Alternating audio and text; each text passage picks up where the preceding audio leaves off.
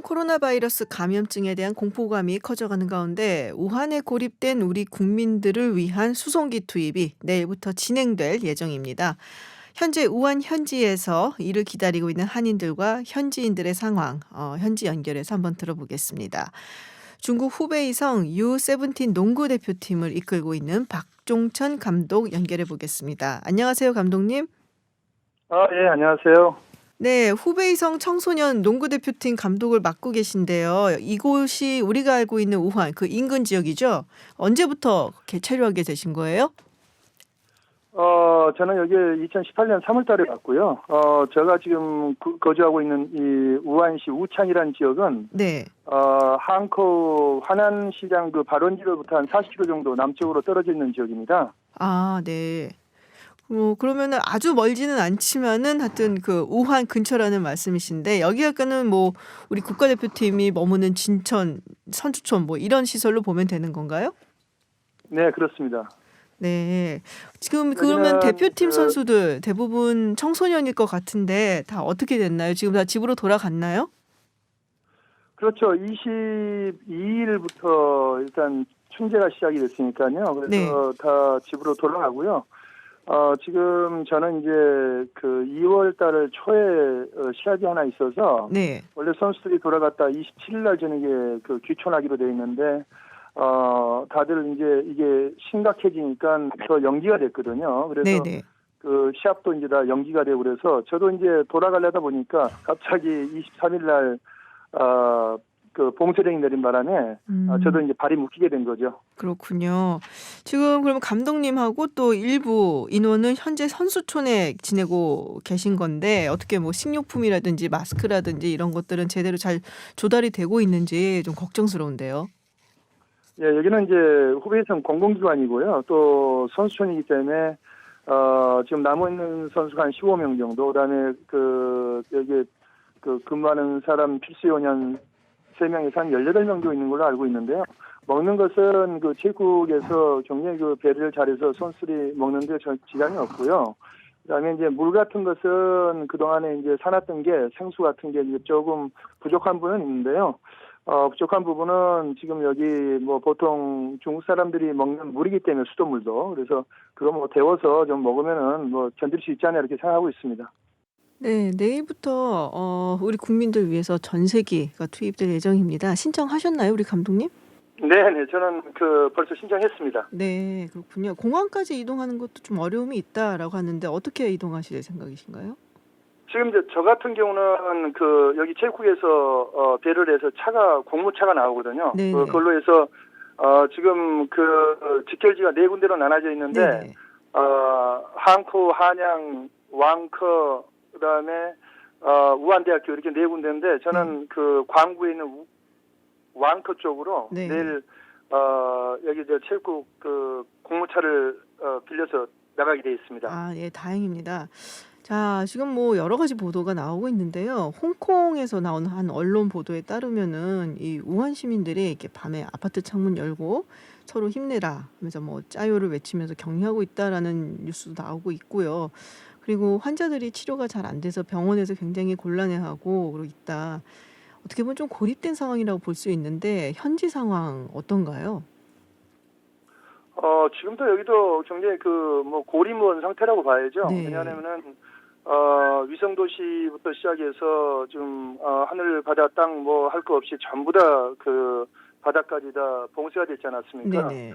그래서 지금 공공교통이나 택시 뭐 지하철 버스 뭐 이런 것들이 전부 다 올스톱돼 있기 때문에 여러 가지로 그런 부분에서 힘든 것은 사실인 것 같습니다. 그렇군요. 지금 뭐 중국 내에서도 우한 출신 사람들에 대해서 약간 좀 공포감이 있어서 뭐 색출을 해야 된다 뭐 이런 얘기까지 있던데 실제 어떤 일이 벌어지고 있는 건가요?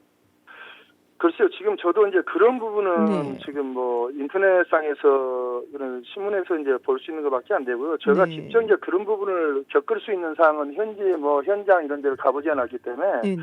뭐라고 말할 수 없습니다만은 뭐 우리나라도 지금 뭐 여기 들어가는 사람들 많이 네, 기피하지 그렇죠. 않습니까? 근데 중국에서도 지금 굉장히 어렵다 보니까 또 이 바이러스 전파 전염이 워낙 강하다 보니까 아무래도 조금 전혀 없지는 않지만은 조금은 그런 기피 현상이 있지 않나 이렇게 보고 있습니다. 그렇군요. 그거 관련해서 뭐 후베이성 특히 우한 쪽에서 온 사람들에 대해서 뭐 차별이라든지 뭐 혐오로까지 번지는 것에 대해서 경계의 목소리가 나오고 있거든요. 뭐 한국도 마찬가지지만 중국 내에서도 상당히 좀 우려하고 있다라는 얘기들이 있더라고요.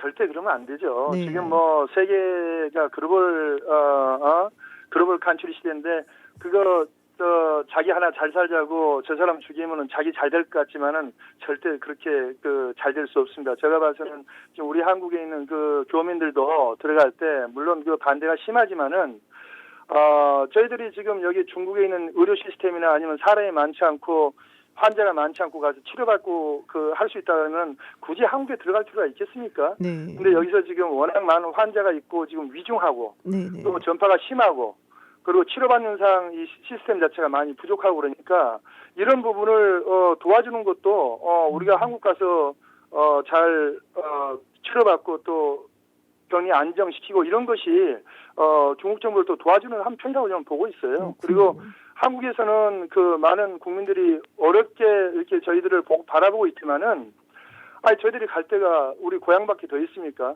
우리 국민들이 어머니 품 같이 잘 받아줘서 따뜻거려 줘야지만 다 같이 살아가는 거 아니겠습니까? 그럼요. 아유, 무사히 돌아오시길 다들 우리 국민들도 바라고 있습니다. 영사관 측하고는 잘 소통되고 계시죠? 네네네. 아주 소통 잘하고 있습니다. 네, 그렇군요. 다행입니다. 이제 내일이나 모레 이제 전세기 통해서 돌아오시게 될 것 같은데, 돌아오시더라도 한 2주 정도 아마도 격리되실 것 같아요. 그 정부 측의 발표에 따르면은 어떻게 그 부분에 대해서는 다들 이해를 잘 하고 계신지요? 그럼요. 저희들이 정부에서 하는 그 시스템에 당연히 협조해야죠. 알겠습니다. 네, 감독님 건강하게 잘 무사히 돌아오시길 바라고요. 저희 또 계속해서 저희도 상황 지켜보도록 하겠습니다. 네, 건강 조심하시고요. 감사합니다. 네, 고맙습니다. 지금까지 후베이성 U17 농구 대표팀 감독을 맡고 있는 박종천 감독과 이야기 나눴습니다. 네, 신종 코로나 바이러스 이야기를 나누고 있는데요. 네, 세계보건기구 WHO가 무증상 감염자도 전파 가능성이 있다라고 밝히고 또 일본과 독일에서는 처음으로 사람 간의 감염 사례가 발생을 해서 불안감이 커지는 것 같습니다. 관련해서 가천대 길병원 감염내과의 엄중식 교수님과 함께 이야기 나눠보겠습니다. 어서 오세요. 네, 안녕하십니까. 네, WHO 발표 무증상 감염자도 바이러스를 옮길 가능성이 있다. 이게 정확히 어떤 의미이고 걱정을 해야 될 만한 것인지 궁금한데요. 예, 그냥 한 줄로 말씀을 드리면 이론적 가능성은 있지만 현실적으로는 불가능하다. 이렇게 말씀을 드리고 싶습니다. 네. 이 부분은 이제 학자들이 가능성을 열어두고 실제로 이런 무증상 감염자가 전파를 할 수 있는지에 대해서 충분히 검토를 하고 과학적 근거를 가지고 증명을 해야 되는 부분입니다. 네네. 그렇지만 이런 상황에 대한 이야기가 이 어떤 객관적인 근거, 과학적인 근거를 가지고 나온 건 아니고 우리가 이 감염 전파 상황을 추적을 하다 보니까 전파 경로가 불분명한 경우가 발견이 됩니다. 이 불분명한 그 전파 경로를 설명을 하려다 보니까 이런 무증상 감염 전파가 가능한 게 아니냐라는 가정이 나온 거죠. 근데 이제 이런 가정은 사실은 굉장히 위험합니다. 왜냐하면 실제로 이런 가정을 현장에 적용을 하게 되면 현장은 대혼란이 일어납니다. 그렇겠죠. 예, 지금 현재 그 의심 환자 기준 사례정이라고 하는데 이게 이제 중국 우한 후베이성을 다녀오고 그리고 발열과 호흡기 증상이 나타난 분들을 의심 환자로 보고 있습니다. 근데 무증상 전파가 가능하다 이렇게 돼버리면 무증상자를 진단해야 되느냐라는 문제가 오게 되고요. 그렇게 되면 굉장히 많은 사람들을 검사를 해야 되는 그리고 이분들과 밀접 접촉한 분들을 다 검사를 해야 되는 상황이 생기는데 이런 경우는 우리가 지금 현재 갖고 있는 방역 체계의 그 자원으로는 해결이 곤란한 수준에 이르릅니다. 그리고 굉장히 큰 혼란이 오고 실제로 이런 보도가 난 뒤에 지금 그 의료기관들이 운영하고 있는 선별진료소 또 국가 수준의 이 격리실을 갖고 있는 그런 병원들이 현장에서 대혼란이 일어났습니다. 검사해달라고 와서 이런 부분들에 대한 고민이 충분히 있어야 되고요. 실제로 이제 밀접 접촉자라고 하죠. 네. 그 확진된 분들하고 아주 가깝게 접촉한 분들도 아직까지 확진자가 안 나오지 않습니까? 네네. 그러니까 이런 상황이 사실은 뭐 가능은 한 부분이 있을 수 있지만 현실에서는 나타나지 않고 있다라는 반증이 되겠습니다. 네. 너무 염려하실 필요가 없는 것 같습니다. 뭔가 좀 효율성을 위해서도 우리가 지나치게 여기에 반응을 하는 것은 조금 무리다라는 말씀이신 것 같은데 뭐 일본하고 독일에서 지금 우한에 방문한 적이 없는데 지금 감염자가 나왔거든요. 이런 분들은 이제 우한에 다녀오신 분들하고 접촉을 해서 이렇게 된 거라고 봐야 되는 건가요? 예, 결국 사람 간 접촉을 통한 네. 전파는 분명한 것 같습니다. 네네. 그런데 어느 순간에 어떤 형태로 전파가 됐느냐가 확실하지 않은 거죠. 네. 우리가 이런 호흡기 바이러스와 같은 감염의 유행이 생기면 항상 나오는 두 가지 이론이 있는데 네. 지난 2015년에 메르스 때도 저희가 감염 경로가 불분명한 그런 확진자가 나오니까 두 가지 그 가설이 나왔습니다. 하나는 공기 전파가 가능한 게 아니냐. 네. 그래서 접촉이 분명하지 않아도 멀리 날아가서 전파가 일어난 게 아니냐. 또 이번과 같이 무증상자들이 전파를 하고 다니는 게 아니냐. 그렇지만 지금 2015년에 그 유행을 겪고 난 다음에 어디에도 그런 증거가 남아있지 않죠. 그러니까 사실은 이번에도 이런 외국의 사례에서도 이 부분들이 우리가 확인하지 못한 전파 경로가 있을 뿐이지 실제로 이런 무증상 전파나 또는 공기 전파는 가능성이 없다라고 지금 생각을 하고 있습니다. 그렇군요. 지금 이제 내일부터 이틀 동안 전 세계로 이제 우리 국민들 우한에 거주하는 교민 그리고 유학생들을 데려오게 돼 있습니다. 일단 무증상자만 이송을 한다. 이런 경우에는 이제 사실 그 자리에서 확인을 할 수가 있는 건가요? 네. 결국은 이제 이거는 문진이라는 과정을 통해서 문진. 예.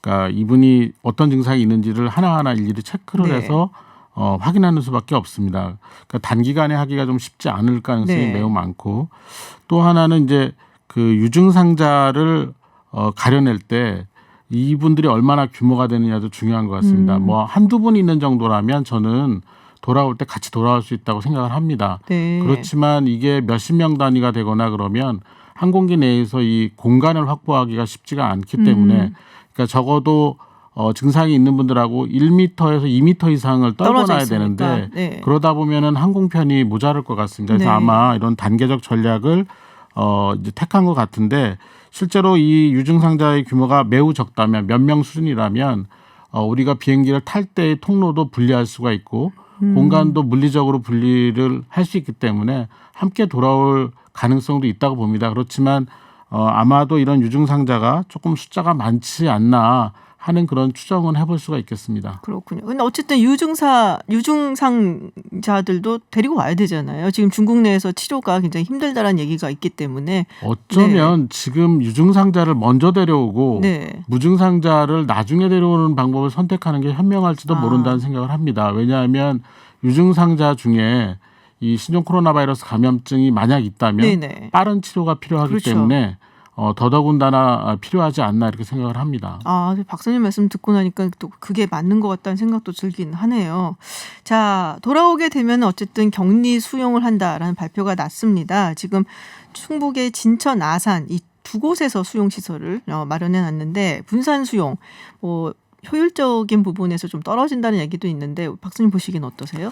그러니까 이거는 제가 보기에는 아마도 이분들을 어떤 그 위험 요인으로 간주하고 격리를 한다라는 의미보다는 아무래도 교민이시니까 이 우리나라에 들어와서 그 거주지가 마땅치 않으실 것 같습니다. 그리고 이 거주지가 마땅치 않은 상태에서 우리 정부의 행정 지원이나 이런 걸 하려다 보면 모여 계시는 게 편하기 때문에 이렇게 결정했다고 저는 생각을 하고요. 실제로 이분들이 들어오는 과정에서 검역 단계에서 증상이 있는 분들을 걸러내고 그다음에 그 증상이 없는 분들은 만약 거주지가 있다면 그 거주지에 가서 능동감시라는 형태로 증상이 발현되는지만 자가격리를 유지한 상태에서 보면 충분하거든요.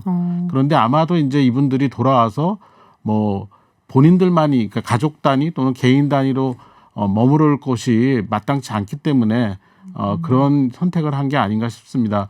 좀 일본의 예를 들어서 조금 그렇긴 한데 일본의 경우에는 이 무증상자의 경우에는 이 일본으로 돌아간 뒤에 그러니까 본인의 집으로 네. 돌려보내는 정책을 선택을 했습니다. 그러니까 약간 죄송해요. 격리 수용이라는 말을 쓰기가 이렇게 다들 언론에서 얘기를 하고 있는데 좀 그렇잖아요. 이런 말이 어디서 무슨 뭐. 네, 사실은 이 논리대로라면 네. 지금 현재 우한이나 그 후베이성에서 귀국을 한 방문객들이나 네네. 우리나라 국민들도 다 격리해야죠. 그렇죠. 네, 모아서. 근데 그거는 전혀 그 논리적이지 않고 과학적이지도 않고 또 이 전파를 예방하는 차원에서도 좀 불필요한 대응이라고 생각을 합니다. 능동감시라는 것은 정확히 어떤 건가요? 그러니까 이제 그 여러 가지 방법이 있습니다. 능동감시도. 네. 그런데 우리나라가 선택한 방법은 하루에 2번 이상 보건소에서 담당하는 직원들이 이 능동감시 대상자들에게 전화를 걸어서 지금 현재 어디에 계신지 그리고 열은 없었는지 그리고 체온을 재보시게 하고 여러 가지 호흡기 증상 같은 게 발생했는지를 확인하는 과정입니다. 외국의 경우에는 그런 증상이 있을 때 능동감시 대상자가 담당 직원한테 전화를 걸도록 하는 데도 있습니다. 그런 걸 비교해 보면 우리나라는 조금 더 액티브한 좀 더 능동적인 대응책을 그렇군요. 갖고 있는 거죠. 이게 근데 잠복기가 좀 있잖아요. 그래서 아마 이제 그런 것 때문에 또 뭐 좀 격리해야 된다 이런 얘기들을 하시는 분들도 많으신 것 같아요. 잠복기가 뭐 14일까지도 간다 이런 얘기가 있거든요. 지금 그 신종 코로나 바이러스 감염증이 실제 발병하는 사례를 보면 대부분 일주일 이내에 발병을 하고 있습니다. 그렇지만 코로나 바이러스의 공통적인 특성을 생각하면 최대 2주까지 가능하다고 생각을 하고 있는 거고요. 근데 결국은 이게 자가격리나 능동감시를 통해서 증상이 발생됐을 때 빠른 신고를 통해서 격리나 아니면 확진 과정을 들어갈지를 결정하는 게 훨씬 더 바람직하다고 보고 사실은 이런 인원들을 격리해서 수용하고 관리를 하려면 굉장히 많은 자원들이 투여가 되는 겁니다. 그렇죠. 그러니까 발생 가능성이 낮은 거에 대해서 너무 많은 자원들이 투여가 되기 때문에 효율적이지 않다고 생각합니다. 그렇군요. 질문이 하나 들어온 게 있는데 신종 코로나 바이러스가 결핵균이나 간염 바이러스보다 더 전염성이 강한가요? 라는 질문이 있는데요. 이제 그 전파 방식이 이제 네네. 공기 전파라고 해서 거리에 무관하게 많이 날아가는 그런 병들이 있습니다. 네. 수두, 또 홍역, 결핵 이런 네네. 것들인데요. 이런 경우는 전파력이 굉장히 높습니다. 그렇지만 지금 이 신종 코로나 바이러스 감염증의 경우에는 새로 나온 이 바이러스의 그 전파력이라는 것이 재생산 지수라는 표현을 쓰는데 한 사람이 감염이 되면 다른 사람에게 몇 명 정도 전파가 되느냐. 네네. 근데 이게 지금 지난주 세계보건기구 발표하면 1.3명에서 2.5명입니다. 사스 때가 최대 한 5까지 올라갔었고 우리나라에서 유행한 메르스의 경우에는 0.4에서 0.9 정도였습니다. 그 중간 정도인데 이것보다 전파력이 높다라는 얘기도 있습니다. 그렇지만 이 공기 전파되는 결핵보다는 전파력이 높기는 어렵다고 생각을 합니다. 그렇군요. 자, 지금 뭐 일단은 유증상자의 기준 이걸 이제 폐렴 증상이 있는가 없는가로 판단을 한다라고 알려져 있습니다. 근데 이제 대한의사협회 같은 경우는 그보다 더 많은 것을 정보를 좀 보아야 한다라는 얘기도 있어요. 우리 박사님 전염병 전문가시잖아요. 어떻게 보세요? 그러니까 이 바이러스 감염증은 참 어려운 게 이 네. 혈액 검사로 진단하기가 매우 어렵습니다. 그러니까 혈액 검사에서 별 이상이 없게 나타날 수 네네. 있습니다. 특히 염증 반응이나 이런 게 빨리 올라가지 않고 거의 정상 수준에 머무르는 그런 경우가 많고 그 다음에 이제 우리가 선별진료소에서 이런 그 증상이 있는 분들을 이제 이 병 상태를 물어보는 문진 과정을 거친 다음엔 통상적으로 청진 같은 신체 검사를 해야 됩니다. 네. 그런데 이분들하고 접촉을 할 때 저희가 레벨 D라는 보호복을 입고 하게 됩니다. 이런 경우는 청진기로 귀에 꽂을 수가 없습니다. 그러네. 이거 뒤집어 쓰고 이렇게 하니까요. 폐렴이 있을 때 들리는 소리, 수포음이라고 하는데요. 네네. 그런 소리 들을 수가 없는 거죠. 캐나다의 경우에는 이제 로봇 같은 걸 이용을 해서 이런 청진을 한다는 걸 봤는데 네. 우리는 아직 그런 게 도입이 안 됐기 때문에 청진이 안 되고요. 그러니까 결국 폐렴을 감별할 수 있는 방법이 엑스레이를 찍는 것밖에는 현실적인 방법이 없는 거죠. 네네. 그래서 정부가 이렇게 결정을 한 거고 전문가들이 거기에 동의를 한 상황입니다. 그렇군요. 자, 지금 국내 확진자 수가 지금 4명이에요. 그리고 뭐 상태는 다행히도 안정적이라고 알려져 있고 지금 확진 환자는 이틀째 없는데 유증상자는 좀 늘어났습니다. 지금 전날 112명에서 현재 187명으로 집계가 되고 있는데 지금 어떤 상황으로 봐야 하는 건가요? 뭐 좀 괜찮은 상황인 건지. 결국은 이게 중국의 유행 네. 상황과 굉장히 밀접한 관계가 있는데요. 중국에서의 유행이 진폭이 커지고 이 유행 기간이 지속이 되면 될수록 우리나라로 유입되는 감염자들이 늘어날 수밖에 없습니다. 이 유입되는 감염자들을 초기에 효과적으로 걸러내면 굉장히 좋지만 그렇지 않은 상태에서 지역사회 전파가 일어날 가능성이 저는 상당히 높다고 보고 있습니다. 그런데 그 지역사회 전파로 인한 유행이 중국처럼 그렇게 대규모일 가능성은 매우 낮다고 봅니다. 왜냐하면 우리가 준비를 하고 있기 때문에 그렇지만 이에 대한 대비는 충분히 해야 되고요. 또 하나 지금 굉장히 이런 유증상자가 많이 나오는 이유 중에 하나가 이 정상적으로도 지금 이 계절이 호흡기 바이러스 감염증이 많이 일어나는 때입니다. 인플루엔자를 네네. 비롯해서 여러 가지 감기 바이러스가 많이 도는 때이기 때문에 이 밀접 접촉자들 중에서도 그 감기와 같은 실제 네. 신종 코로나 바이러스 감염이 아니라 그런 증상을 호소하는 분들이 많고 실제 이런 유증상자들 검사를 해보면 지금 한 절반 이상이 인플루엔자 양성 나오고 있습니다. 그러니까 이제 이게 헷갈리게 되는 굉장히 그러겠네요. 어려운 상황이죠. 그래서 지금 그 선별진료소나 이런 데 상당히 애를 먹고 있습니다. 그렇군요. 지금 질문 하나 또 들어온 게 있는데요. 2차 감염이 제일 심각한 것 아니냐. 지금 2차 감염 위험성은 어느 정도인가요? 라는 질문이 들어와 있습니다.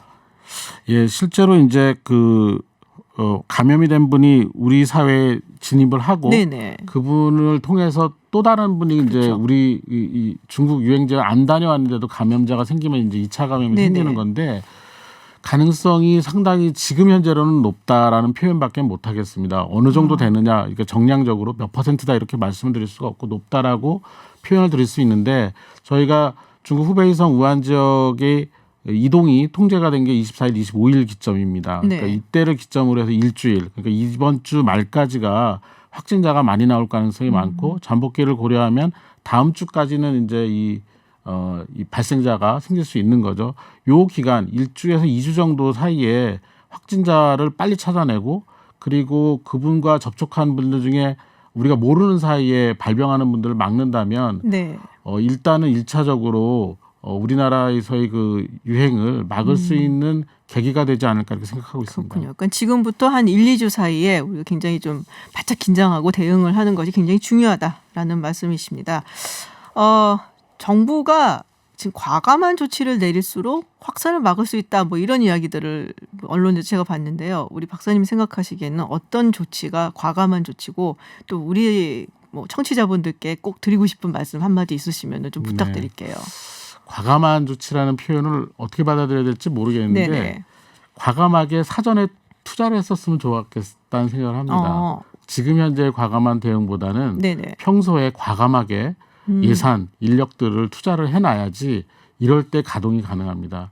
메르스 이후에 여러 가지 개선을 위해서 정부가 노력을 했지만 전문가들이 보기에는 우리나라가 이제 OECD 해당되는 국가인데 네네. 이 OECD 국가 중에서도 우리나라의 인구 규모나 경제적인 규모에 비해서 이런 그 방역과 관련된 예산, 인력, 조직에 대해서는 인색하지 않나라는 생각을 합니다. 그래서 이 부분은 마치 전쟁이 터지기 전에 충분히 이 10만 군사를 양병해 놔야 되는 것처럼 사전 투자가 굉장히 중요하고 네네. 그다음 이런 상황이 생기면 굉장히 혼란스러운 상황에서 걱정도 많고 그렇지만 아주 차분하고 냉정한 대응이 굉장히 필요합니다. 그래서 적절한 그런 대응을 그때그때 결정을 해서 빠르게 시행을 하면서 이 유행을 잡아나갈 수 있다고 생각을 합니다. 그렇군요. 자, 지금 우리 청취자분들께 요거 여쭤볼게요. 정확한 증상이 궁금하다라는 질문이 하나 들어와 있는데요. 네. 어떤 증상? 호흡기 곤란도 있었고요. 사실 뭐 그리고 열이 난다든지 뭐 그 외에 또 다른 증상이 있을까요? 네, 지금 그 환자들의 증상을 모은 자료를 보면은 네네. 최초에는 이제 열이 나고 그 다음에 인후통, 그러니까 목이 아프다는 얘기죠. 네. 그리고 이제 기침, 가래 이런 것들이 있다가 점점 이제 가슴이 답답하고 호흡곤란이 온다고 되어 있습니다. 그러니까 이게 사실은 이 증상만 보면은 일반적인 감기로부터 시작해서 인플루엔자, 폐렴과 증상의 종류가 그렇게 차이가 나지는 않습니다. 네. 근데 이거를 이제 지금 현재로는 감별하는 방법이 중국의 위험 지역을 다녀왔냐 이 조건을 달아서 네네. 지금 신종 코로나 바이러스 감염증을 감별하는 상황이죠. 그렇군요. 알겠습니다. 뭐 너무 우리가 이 공포심을 가지고 대할 필요는 없지만 그래도 굉장히 뭐 신속하게 대응할 필요는 있다라는 말씀 주셨습니다. 네, 오늘 말씀 고맙습니다. 감사합니다. 네, 지금까지 가천대 길병원 감염내과의 엄중식 교수와 이야기 나눴습니다. 네, 신종 코로나 바이러스 감염증 확산 공포로 북한, 말레이시아, 대만 등 중국의 인접 국가에서 중국인들의 입국을 금지시켰습니다. 지금 우리나라에서도 중국인 입국 금지 국민청원이 50만 명을 돌파했는데요. 네, 국제법상으로 문제가 없는지 이기범 아산정책연구원 국제법센터장과 이야기 나눠보겠습니다. 안녕하세요. 예, 안녕하세요. 네, 청와대 국민청원 지금 50만 명을 돌파를 했어요. 중국인 그렇죠. 입국 금지. 예. 법적으로 가능한 건가요? 이게 지금 국내법하고 국제법으로 좀 나눠봐야 될 것 같아요. 네네. 이게 국내법상으로는 뭐 가능하다고 봐야죠. 이게 주권 사항이니까요. 네. 그래서 뭐 이게 법원 판례 중에도 뭐 전염병 같은 경우에는 가능하다. 이제 이런 판례도 있었고요. 네. 그래서 국내법적으로는 가능하다고 봐야 되고요. 국제법적으로는 조금 복잡합니다. 그러니까 안 된다, 된다라고 이렇게 딱 이분법적으로 얘기하기는 좀 어렵고요. 네. 이론적으로는 가능합니다. 이론적으로는 가능하다. 예, 그게 왜 그러냐면요. 지금 그 세계보건기구죠. 네네. 그게 그 국제보건 규칙이라는 게 있습니다. 네. 이게 이제 법적 구속력이 있어요. 그런데 그 지금 많이 이제 비판을 받고 있는 점이 뭐냐면은 이 사태가 지금 이렇게 심각한데 네. 왜 세계보건기구는 국제공중보건 위기 상황을 갖다가 발동하지 않냐?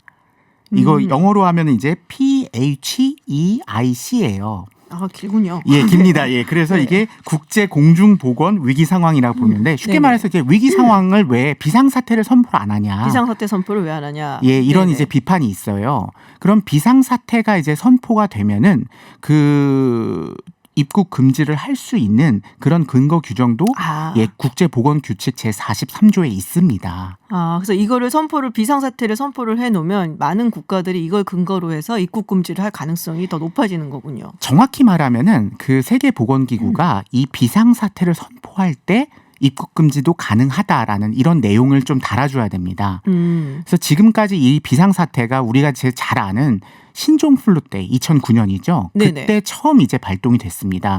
그리고 에볼라, 지카 뭐 다 유명하죠. 네네. 예, 그때마다 이제 발동이 됐어요. 그래서 지금까지 5번 발동이 됐는데 네. 6번째로 발동이 될 수 있느냐 이제 이런 문제가 있는 거죠. 그렇군요. 만약에 이게 이제 우리가 입국 금지를 한다 그러면은 중국 측에서 보복 조치가 있겠죠? 어느 정도? 있다고 봐야 됩니다. 네. 그러니까 이제 어느 시점에서 하느냐의 문제인데 만약에 다른 국가들도 다 해요. 네. 뭐 이 상황에서는 한국이 따라간다고 해도 별 문제가 없을 것 같은데 네. 한국이 이제 선제적으로 했을 때 네네. 이제 이런 경우에는 중국 입장에서는 이게 무조건 국제법 위반이다 이렇게 말하기는 어렵지만은 네네. 중국에 대해서 비우호적인 조치를 취했다. 이제 이렇게 되면은 뭐 나중에 한국인들이 중국 관광을 가거나 이런 게 좀 어려워질 수가 있겠죠. 비자를 잘 안 내준다든지. 예, 그런 식으로 좀 어려움이 있을 네. 수 있습니다. 그렇군요. 좀 외교적으로도 그렇고 뭐 경제적으로도 그렇고 뭔가 후폭풍이 좀 있을 것 같다. 예, 그럴 가능성이 있습니다. 그렇군요. 지금 뭐 말레이시아, 대만 같은 곳에서는 지금 금지를 좀 했거든요. 그게 지금 잘 봐야 됩니다. 그래요? 말레이시아 같은 경우에는 이제 우한과 관련된 분들에 대해서 이제 입국 금지를 한 거죠. 그러면 뭐 저희가 듣기에 그 합리적이다 이렇게 느껴집니다. 근데 대만 같은 경우에는 좀 얘기가 다릅니다. 대만이 세계보건기구의 회원국이 아닙니다. 대만은 국가라고. 그거는 아닙니다. 이게 국제기구에는 네네. 두 종류가 있습니다. 정치적인 국제기구, 네네네. 대표적인 게 유엔이죠. 그런데 그렇죠. 어떤 기능적인 국제기구가 WHO 있어요. 같은? 예, 그렇죠. 네네. 기능적인 국제기구에는 대부분 대만이 들어갑니다. 네네. 그런데 지금 현재 그 세계보건기구 사무총장이 대표적인 친중 인사예요. 그 얘기 많이 나오더라고요. 예, 그래서 이분이 네. 이 대만에 대해서 굉장히 그 비우호적인 조치를 많이 취합니다. 그러니까 예를 들어서 대만 언론이 취재를 하는 것조차도 이게 방해를 한다고 할까요? 정말요? 어떤 식으로? 그러니까 이제 대답을 안 하는 거죠. 대답을 안 하는 식으로. 그리고 이제 뭐 들어오지 말라고 한다거나 이런 식으로요. 왜냐하면 이제 본인은 하나의 중국을 갖다 지지한다. 네. 근데 이게 국제기구, 특별히 기능적인 국제기구의 네네. 수장이 할 이야기는 아니거든요. 네. 왜냐하면 전염병은 국경이 없잖아요. 그렇죠. 국경이 없기 때문에 대만의 국제법상 국가로서의 지위가 어떠냐에 관계없이 일단은 세계보건기구에서 이 조치가 취해질 수 있게 회원국으로 받아들일 필요가 있는 거죠. 그렇죠. 그러니까 대만 입장에서는 어차피 뭐 우리한테 굉장히 비우호적인데 뭐 약간 이런 건가요? 그리고 세계보건기구의 어떠한 그런 뭐 규범이라고 할까요? 네. 이런 내용이 대만이 지킬 이유가 없죠. 지킬 이유가 없기 때문에 그래서 대만 같은 경우는 조금 특별한 경우다. 예, 그렇습니다. 그렇군요. 아까 지금 얘기를 하셨는데 그 세계보건기구 총장 이름도 힘들어요. 게브레예수스. 예, 좀 어렵습니다. 네, 이디오피아 출신이죠. 그렇습니다. 친중 인사라고 아까 얘기를 하셨는데 뭐 특별한 이유가 있나요? 그러니까 이분이요. 네. 그 기본적으로 이제 보건복지부 이제 공무원으로 시작한 분이에요. 그래서 뭐 에티오피아에서 보건복지부 장관을 하셨고요. 네네. 근데 그걸 바탕으로 외교부 장관을 몇 년 했습니다. 그 다음에 지금 세계보건기구 사무총장을 했는데요. 이분이 그 어제 같은 경우 대표적인 거죠. 이게 시진핑 이제 중국 이제 네네. 국가 주석을 만났습니다. 그런데 중국에 대해서 굉장히 찬사를 했어요. 뭐 정보를 갖다 투명하게 공개를 했다. 이게 무슨 얘기인가요? 이게 도대체? 예, 그렇죠. 그러니까 저희 입장에서는 지금 이 상태가 굉장히 비상사태 같은데 네네. 뭐 중국에 대해서 찬사를 보내고 중국이 그럴 만한 힘이 있다. 그러니까 이런 극복할 수 있는 힘이 있다. 이런 이제 내용으로 네. 이제 많이 이야기가 됐잖아요. 이게 지금 어떤 정치나 외교를 할 상황이 아니거든요. 네. 그런데도 이렇게까지 이제 친중적인 행보를 보인 이유가 뭐냐라고 했을 때 몇 가지가 이제 얘기가 될 수가 있습니다. 첫 번째로는 기본적으로 아프리카 국가들이 친중적인 성향이 많이 있습니다. 그 1대1로 사업 뭐 이런 것 때문에 그런가요? 그렇죠. 그래서 아마 아프리카를 가보시게 되면은 네. 많은 인프라들이 있죠. 뭐 네네. 공항이라든가 항만 이런 것들을 중국이 그냥 지어주고 있습니다. 예, 그래서 그 중국에 대한 굉장히 이미지가 좋고요. 맞아요. 그 조사한 거 보면 세계 각국에서 중국에 대한 이미지 조사를 하면은 중남미하고 아프리카가 굉장히 좋게 나와요. 예, 그렇죠. 네. 왜냐하면은 그 아프리카 국가들 입장에서는 중국이 말 그대로 자신들의 수건 사업을 무상으로 해주고 있는 상황이거든요. 네. 그러니까 굉장히 이렇게 이미지가 좋고요.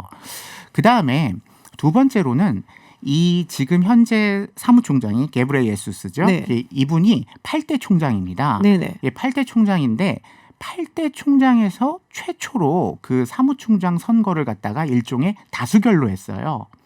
그 전에는 어떻게 했는데요? 그 전에는 일종의 이런 겁니다. 그 집행이사회라고 있어요. 네. 집행이사회에서 이분이 적절하다 이렇게 이제 선거. 추천을 하면은 네. 그냥 이제 총회에서는 이분에 대해서 이제 뭐 박수를 친다거나 이런 식으로 이 사무총장이 선임이 됐는데 이분은 이제 그 투표를 했습니다. 투표를 통해서. 네, 투표를 했는데 굉장히 많은 표를 얻었어요. 일단 아프리카의 지지를 확실히 얻었고요. 그렇겠죠. 그리고 뭐 중국의 지지도 얻었고요.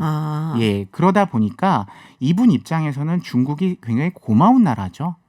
개인적으로도 좀 예. 고마운 그런 국가이기 때문에 지금 저기 베이징 방문하지 않았어요? 예, 어제 네. 방문했죠. 근데 이렇게 사실은 뭐 베이징에서도 지금 사망자가 한 명 나왔고 중국이 발병 국가잖아요. 어떻게 보면은 그렇죠. 거기를 방문하는 일은 거의 없지 않나요? 이렇게?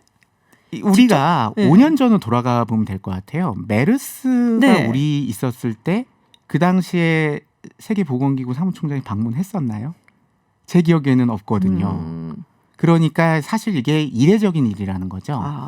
그리고 어제 그 시진핑 국가 주석하고 했던 이야기들이 사실 네. 중국에 굉장히 힘을 실어주는 내용들이 많았습니다. 중국은 잘하고 있다. 네. 중국은 극복할 힘이 있다. 정치를 한 거죠. 그러네요. 예.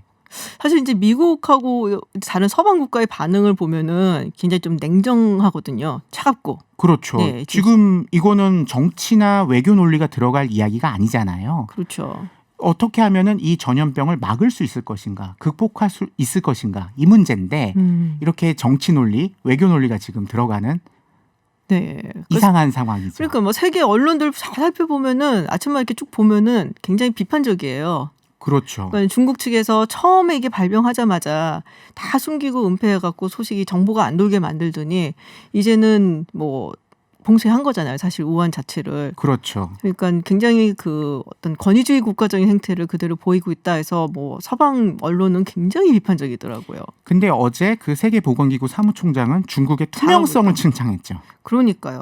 아 참나. 야, 근데 그 전에 총장 예. 이게 또 마가렛 찬이라고 이분은 홍콩 출신이죠. 아, 정확히 말하면은 네. 중국계 캐나다인입니다. 중국계 캐나다인. 그런데 이분이 왜 유명하냐면요. 네. 사스 당시에 네네. 홍콩의 보건국장이었습니다. 그러니까 사스를 갖다가 그 앞에서 진두지휘하면서 막았던 분이에요. 아, 그런데 이분이 세계보건기구에서는 중국을 대표합니다. 그러니까 이분은 지금 캐나다인이죠. 네네. 그다음에 홍콩에서 사스를 갖다가 이렇게 물리치는데 앞장선 보건국장이었습니다. 9년을 했어요. 그렇군요. 그리고 그다음엔 중국을 대표해서 세계보건기구에서 사무총장을 했습니다. 특이한 분이죠. 그러면 이분이 세계보건기구의 사무총장을 할 당시에도 이런 뭐 정치적인 논리에 의해서 이렇게 움직이고 이랬던 적이 있나요? 그러니까 이분 자체가 네. 굉장히 뭐 정치적으로 그 어떤 편향됐다고 보기는 어려울 수 있겠지만은 네. 오히려 이분은 중국을 지원하기 위해서 약간 굉장히 그 뭐랄까요?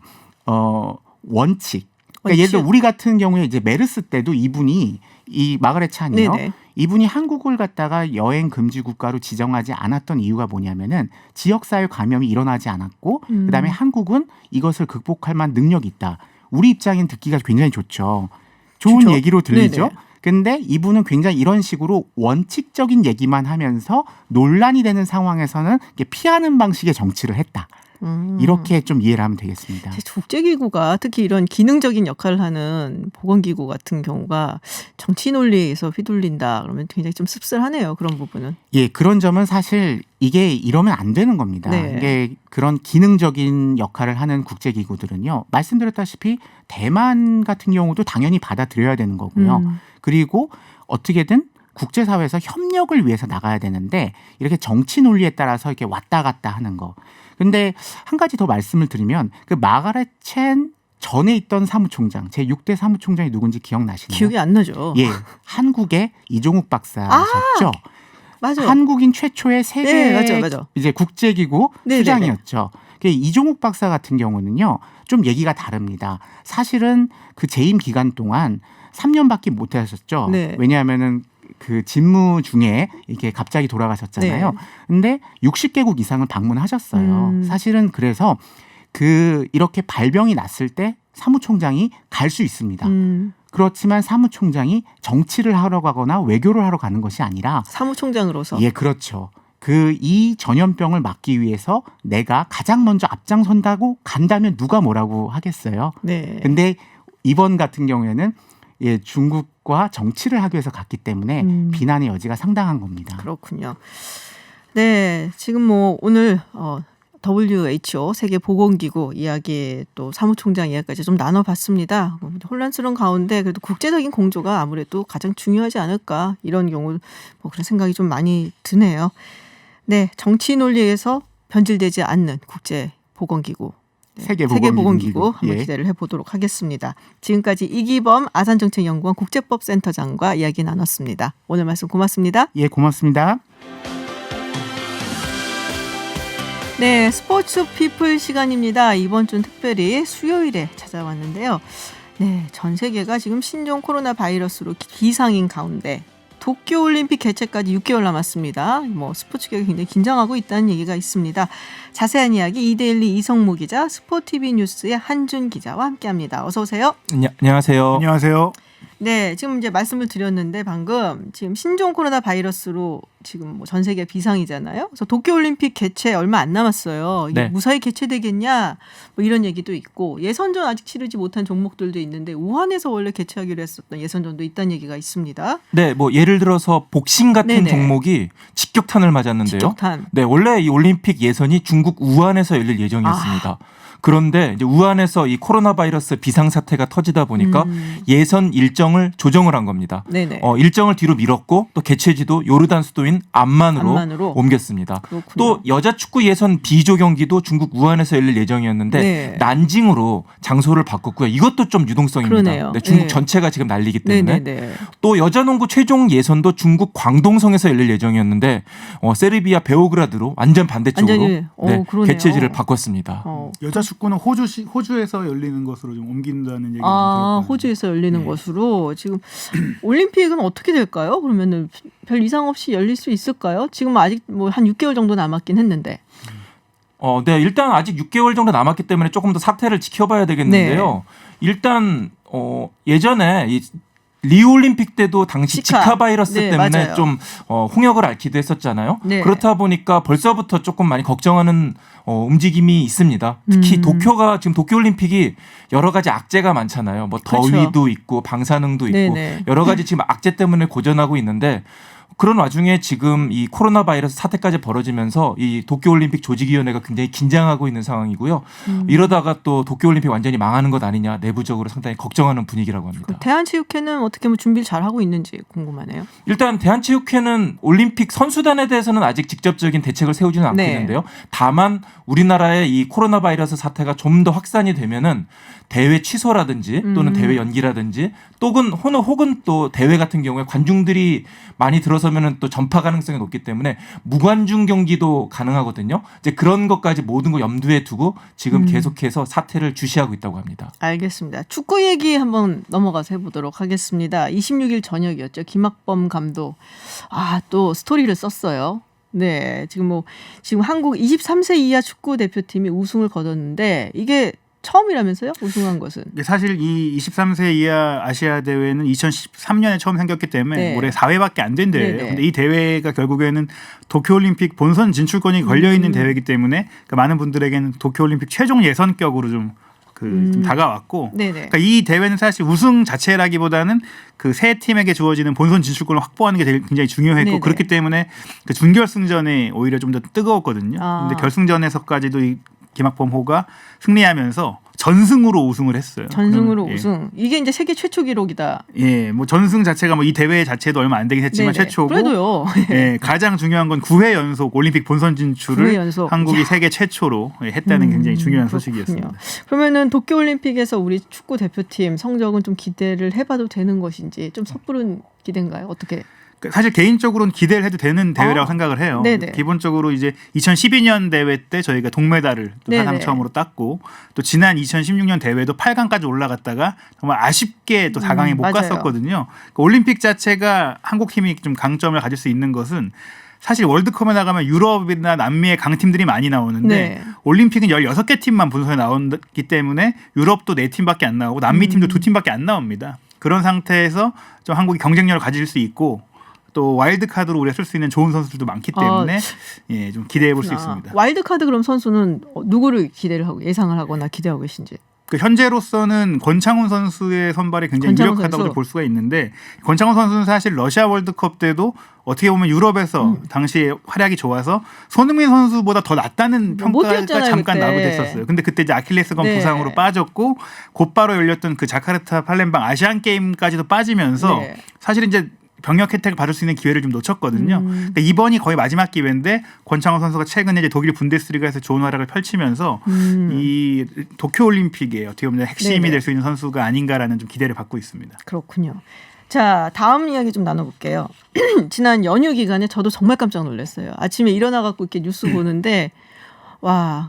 다들 아시잖아요. 레전드죠. 사실 마이클 조단의 후계자다라고 얘기를 했었던 코비 브라이언트 선수가 헬기 사고로 목숨을 잃는 일이 있었습니다. 많이 놀라셨죠? 우리 이성무 기자님도. 네, 저도 새벽에 이제 네. 기사를 쓰려고 준비를 하고 있는데 갑자기 긴급 뉴스 브레이킹 네네. 이렇게 하면 뜨면서 코비 뭐 데스 뭐 이런 단어가 나오는데 저는 보고도 좀 믿어지지가 않았어요. 이게 맞는 얘기인가? 네. 혹시 만우절인가? 뭐 그런 생각을 했는데 이게 사실이더라고요.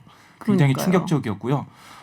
미국 캘리포니아주에서 헬리콥터를 타고 이동하다가 그 헬리콥터가 추락을 하면서 브라이언트 본인 그리고 둘째 딸 지아나 지아나. 그리고 또 함께 탔던 인원 9명이 모두 사망하는 일이 벌어졌습니다. 그러니까 브라이언트가 딸의 농구 경기에 참가하기 위해서 이 친구 또 친구 부모 네네. 이렇게 또 다 데리고 헬리콥터를 탔는데 그만 충격적인 사고가 터지고 만 거예요. 그러니까 사고 헬기가 안개 속을 너무 낮게 비행하다가 가파른 산 비탈에 충돌했다. 이런 지금 분석이 나오고 있는데요. 또 마침 브라이언트가 탔던 헬기 기종이 이 충돌 방지 장치가 없는 좀 오래된 기종이었다고 합니다. 아. 그렇다 보니까 사고 위험이 높았다. 이런 지적이 나오고 있습니다. 글쎄요, 농구 좋아하시는 분들뿐이 아니라 뭐 스포츠 조금 관심만 있으셔도 다들 아실 거예요. 코비 브라이언트는 뭐 워낙에 전설적인 선수이기 때문에 물론 제 인생의 원탑은 마이클 조단이지만 마이클 조단 이후에 나온 슈퍼스타였잖아요. 후계자라고 그렇습니다. 아까 제가 얘기를 했었지만은 뭐 조금 소개를 해주시죠. 네, 뭐 이렇게 네. 얘기하면 될 것 같습니다. 90년대와 80년대와 90년대는 조던의 시대였고요. 네. 2010년대는 르브론 제임스의 시대입니다. 그 사이 2000년대 시대는 바로 코비의 시대라고 얘기할 수 네네. 있습니다. 그만큼 이 NBA 역사책을 쓴다면은 한 페이지 아니 몇 페이지의 주역이 될 만한 선수가 이 코비 브라이언트라고 할 수 있습니다. NBA 정상에 5번이나 올랐고 2008년에 MVP를 차지했고 통산 득점이 33,643점인데요.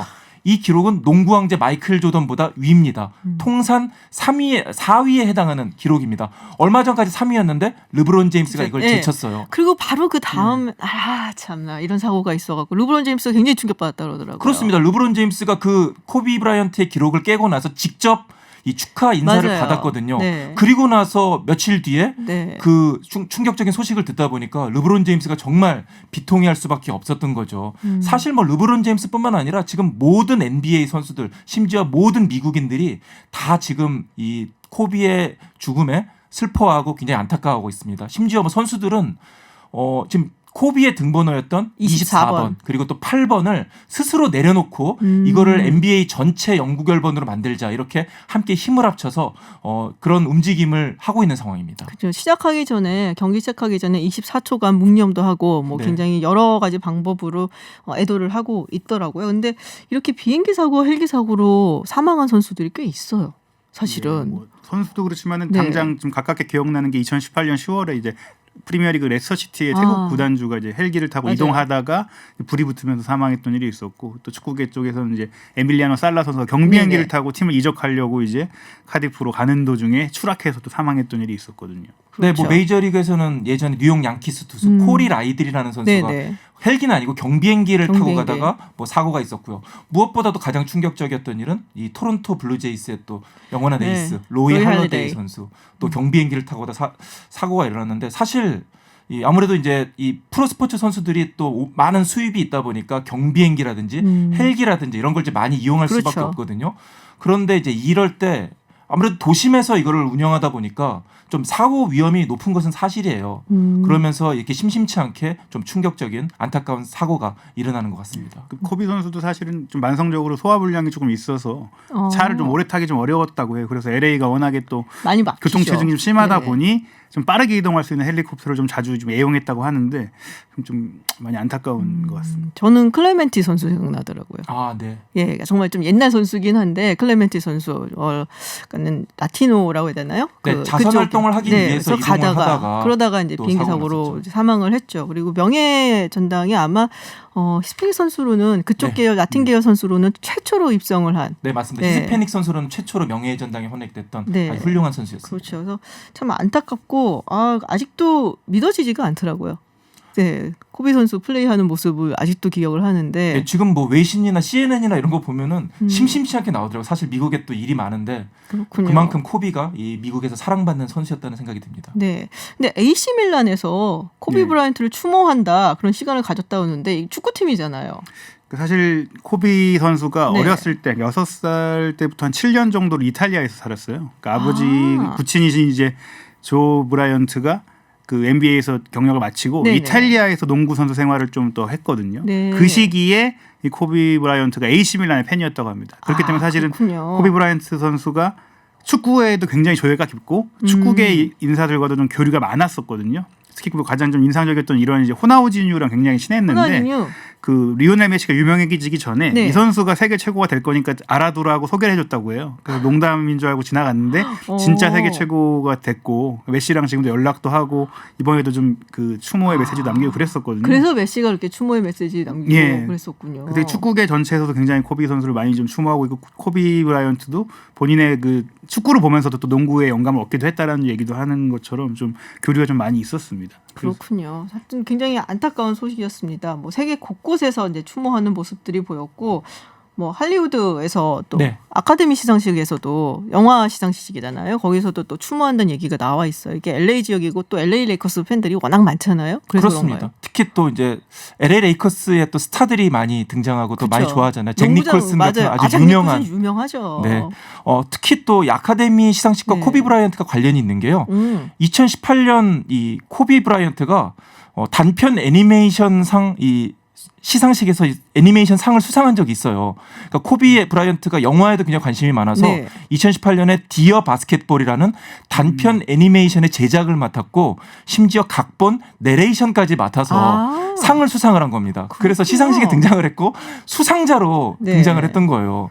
그렇기 때문에 아카데미상에서도 굉장히 이 코비 브라이언트에 대한 추모 물결이 있고요. 아마도 이번에 열리는 시상식에서 또 코비 브라이언트를 추모하는 시간을 별도로 가질 예정이라고 합니다. 네, 그 영화 얘기하니까 마이클 조단도 예전에 무슨 만화 영화 스페이스잼. 네, 했던 기억이 나네요. 네, 안타까운 스포츠계의 전설 코비 브라이언트를 보냈습니다. 상가 고인의 명복을 빕니다. 네, 지금까지 스포티비 뉴스 한준 기자 그리고 이데일리 이성무 기자와 이야기 나눴습니다. 오늘 고맙습니다. 감사합니다. 감사합니다. 네, 김지윤의 이브닝쇼 오늘 방송은 여기까지입니다. 경남 창원에서 신종 코로나 바이러스 감염 우려자가 발생했다는 가짜 뉴스가 유포돼서 경찰이 수사에 나섰다고 하는데요. 네, 신종 코로나 바이러스에 대한 공포로 가짜 뉴스들이 판을 치고 있습니다. 혼란스러운 상황일수록 우리 언론에서도 조심스럽게 또 신중하게 다뤄야 할 것 같습니다. 저는 내일 6시에도 여러분을 기다리고 있겠습니다. 지금까지 김지윤이었습니다.